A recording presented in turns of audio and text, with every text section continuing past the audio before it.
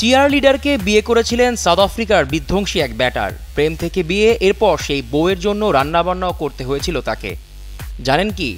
না জানলে চলুন জানানো যাক সেই গল্পটাই। 2012 সালে সাশার সঙ্গে প্রথম দেখা হয় কোয়ান্টন ডিককের। ক্রিকেট মাঠে দেখা।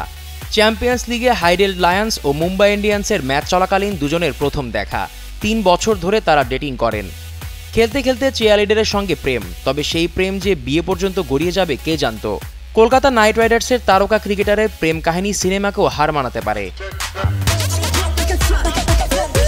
কোয়ান্টন ডিকক ও সাশা হার্লি প্রেম কাহিনী অনেকেরই অজানা। সাশা হার্লি ছিলেন চিয়ারলিডার।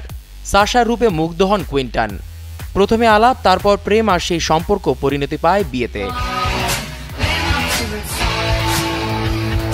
2012 সালে সাশার সঙ্গে প্রথম দেখা হয় কোয়ান্টন ডিককের।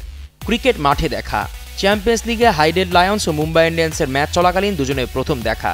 3 বছর ধরে ডেটিং করেন। 2016 সালে কোয়ান্টন সাশার বিয়ে হয়। ডিককের সঙ্গে বিয়ের পর সাশাকে চিয়ারলিডার হিসেবে আর দেখা যায়নি।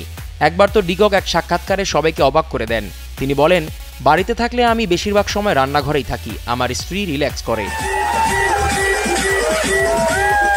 2022 সালে কোয়ান্টন ডিকক ও সাশা মা বাবা হন। তাদের সংসারে আসে এক কন্যা। কন্যার নাম কিয়ারা। কেকেআরের ম্যাচ থাকলেও সাশাকে খুব একটা মাঠে দেখা যায় না। তিনি এখন ক্রিকেট মাঠ থেকে অনেকটাই দূরে থাকেন। কেকেআর এই মৌসুমে প্লে অফ খেলার যোগ্যতা অর্জন করতে পারেনি। আন্তর্জাতিক ক্রিকেটে কোয়ান্টন ডিকক মারকুটে ব্যাটার হিসেবে পরিচিত, তবে কেকেআরের জার্সিতে তার মারমুখী ব্যাটিং এবার খুব একটা চোখে দেখা যায়নি। জিসান আহমেদ, কালের কণ্ঠ।